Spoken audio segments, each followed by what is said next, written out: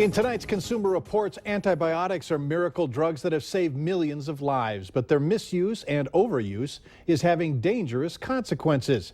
It's creating antibiotic-resistant bacteria that have spread from hospitals into our communities. Valley News Team's Lisa Bedeau reports on the rise of the superbug, a major crisis of our times, and saying that we all have a role to play in stopping them.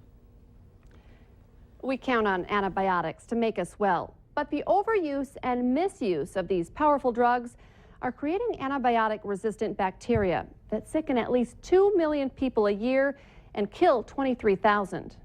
Zachary had just finished a doubleheader baseball game when his mother says he started to cry.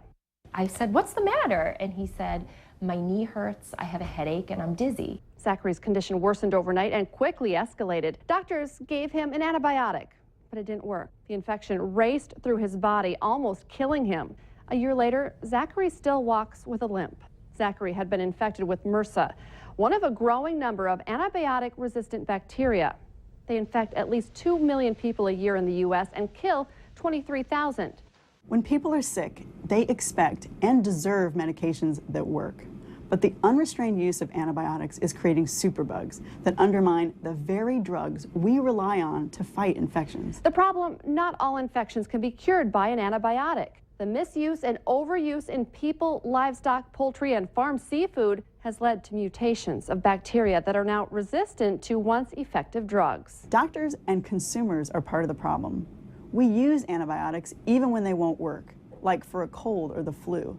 And sometimes we're the ones who insist on using them. In fact, a Consumer Report survey found 1 in 5 people who got an antibiotic asked their doctor to prescribe it. Zachary's mother, who is a family doctor, sees the problem firsthand. I have a patient who's really pushing. Sometimes I'll say to them, I'm like, "You're fighting with the wrong doctor. You have no idea from where I come now. This overprescribing almost killed my son."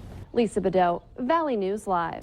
Consumer Reports is spearheading a program to educate both patients and doctors about when antibiotics are needed and when they are not.